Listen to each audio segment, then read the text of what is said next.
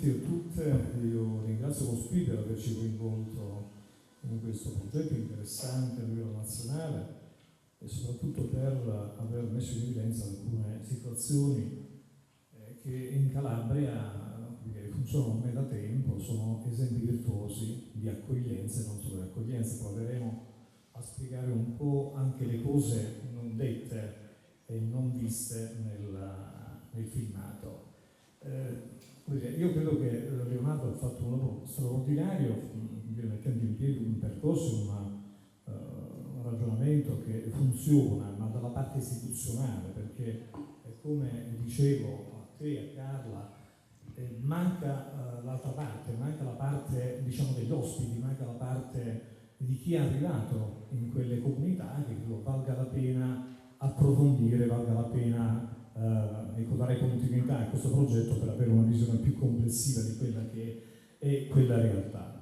Provo a darvi qualche indicazione di massima. Intanto i 3 comuni sono all'interno di 3 progetti SNAI, sono una del Reggino Ionico, che è la costa dei Gelsomini, Camini, è un comune di origine grecanica, e Acqua Formosa fa parte, come diceva anche la sindaca, del progetto SNAI Alto Tirreno Cosentino Pollino, Civita è associata insieme a un altro comune a Brescia con l'area dell'Alto Ionio Cosentino. Quindi sono all'interno di 3 progetti, complessivamente sono 6 in Calabria, però come dire, con un andamento molto molto particolare e secondo me criticabile, perché sono idee progettuali, non si conoscono bene quali sono attualmente i finanziamenti in atto e non si capisce neanche bene dove si può andare. Cioè,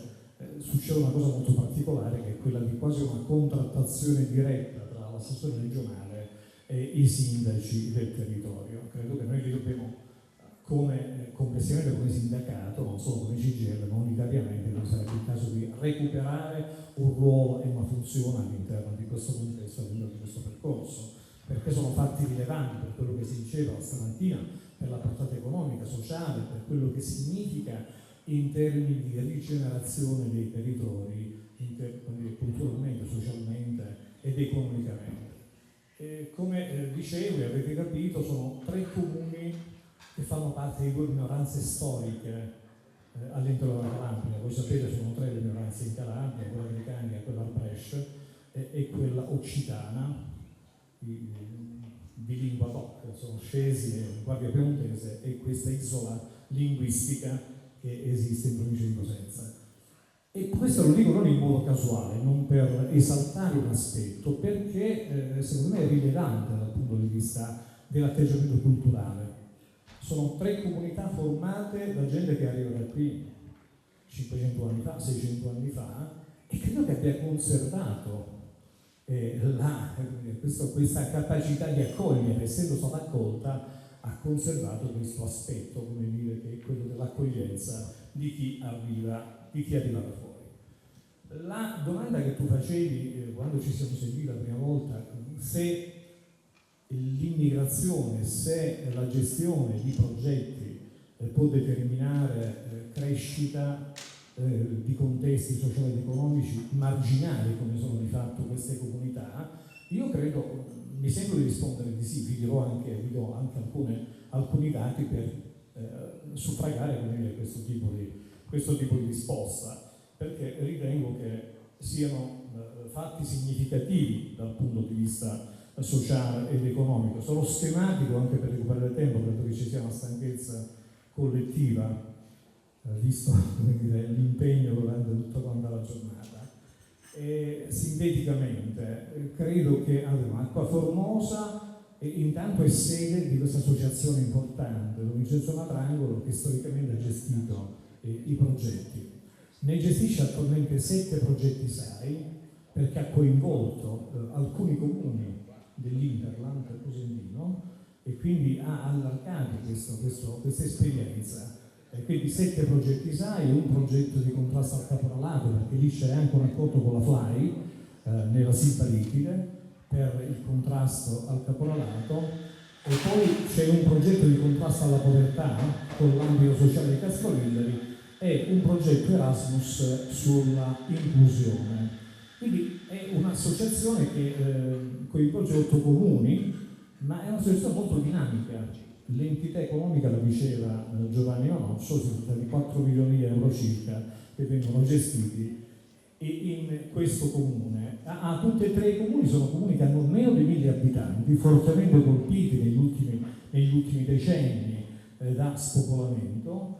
Acqua Formosa in modo particolare, credo che molti di voi conosceranno quel film che è diventato un cult, perché per chi suona la campanella, cioè Giovanni Vanozzo era sindaco 20 anni fa, dopo la riforma Moratti c'era il pericolo di far sopravvivere la scuola primaria in quel comune. Giovanni Vanozzo fa una cosa molto particolare che è diventata, per lo SPI, c'è anche una storia legata allo SPI, perché lo SPI allora patrocinò quel documentario, quel docufilm che venne prodotto, e si intendò l'iscrizione alla prima classe delle scuole primarie e scuole elementari di tutti i vecchi, tutti i pensionati, tutte le persone che non avevano conseguito un titolo di studio. Quindi le persone che, mettendo in crisi anche il sistema scolastico provinciale, perché era un'assoluta novità, né potevano naturalmente negare il diritto di accesso, a prescindere dall'età anagrafica, non potevano negare il diritto di accesso all'istruzione per le persone. Con questo escamotage per alcuni anni ha salvato, quindi ha avuto la permanenza della scuola primaria in quel comune. Oggi, grazie ai bimbi, figli delle famiglie accolte, continua a sopravvivere. Anzi, io invito anche lo SPI, sarebbe una cosa molto bella quella di rivedere questo, a distanza di qualche anno, rivedere quel docufilm, perché significa davvero ritornare un po' al passato, ma far capire quello che ci si inventa nelle piccole comunità, laddove la fantasia ha una funzione importante, fondamentale, anche ai fini sociali ed economici.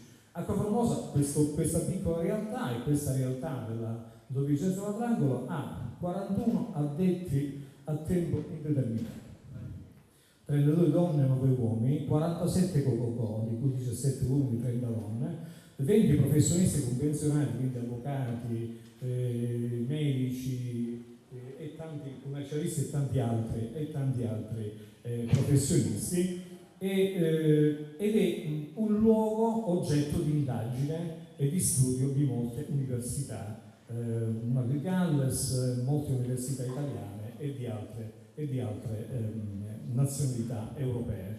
L'anno scorso infatti ho partecipato direttamente a un interessante dibattito per la festa, il Festival delle Migrazioni, che è stato ripreso ma non è all'interno del montato, ed è un appuntamento importante al quale partecipano studiosi di varia estrazione, di varie nazionalità. Civita, anch'essa un comune albanofono di minoranza storica, gestisce un progetto SAI, come dicevano anche il sindaco dal 2014. Qui lo fa una cooperativa sociale che è la Neti Hospes di Bari, e comunque anche qui c'è una importante, importante ritorno economico, perché ci sono quanti? 5 donne. Allora, sono 8 addetti, 8 operatori, tutti quanti assunti a tempo indeterminato, di cui 6 donne e 2 uomini, e 7 figure professionali che a vario titolo collaborano con l'associazione. Anche qui una realtà importante. Quello che non si vede, essendo Civita, a differenza di Acqua Formosa, ha messo in piedi un progetto anche di accoglienza di figli di vecchi emigrati oltreoceano. Ci sono alcune famiglie di brasiliani che sono interessantissime, le interviste che sono state fatte, sarà importante poi guardarle. Camini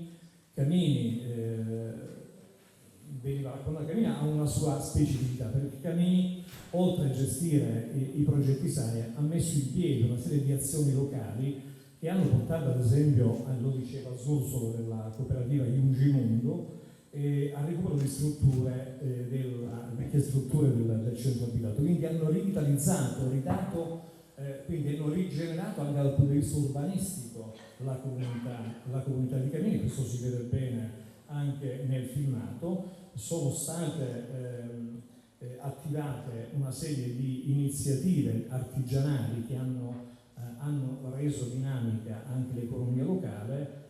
Si parla ovviamente di economia circolare, quindi vengono recuperati poi l'orto sociale, fattoria didattica, 200 posti letto messi a disposizione perché c'è l'albergo diffuso, per come diceva il sindaco. Ci sono 60 addetti che rappresentano lo zoccolo duro dell'occupazione all'interno di quella comunità.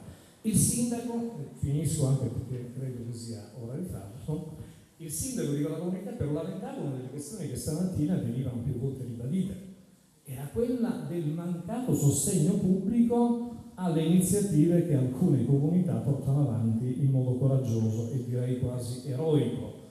La domanda è: noi accogliamo, creiamo le condizioni di permanenza, ma quale futuro riusciamo ad assicurare alle persone che fanno questa scelta di vita se non c'è un sostegno, se non c'è, come dire, una presa di coscienza, una azione responsabile e un sostegno che venga data, un'indicazione anche normativa che venga data da parte della Regione e da parte dello Stato centrale. Credo che il tema che noi abbiamo discusso va in quella direzione. A noi, attraverso la contrattazione localmente, fare qualcosa di assolutamente innovativo e costruttivo sul territorio, ma credo che abbiamo bisogno anche di una sensibilità, di un'attenzione istituzionale, altrimenti, come dire, al di là degli esempi eroici di questi sindaci, prospettive potrebbero non esserci. Ti ringrazio. Grazie Franco.